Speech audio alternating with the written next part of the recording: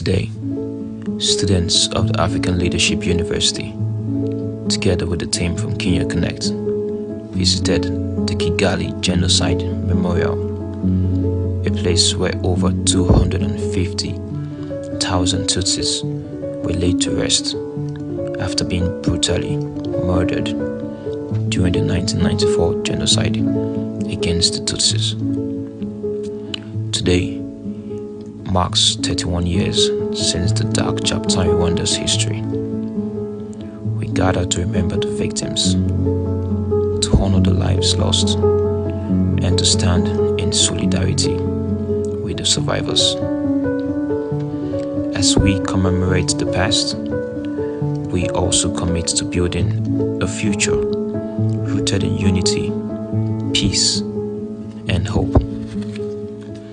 President Paul Kagame once said, "We cannot turn the clock back, nor can we undo the harm caused.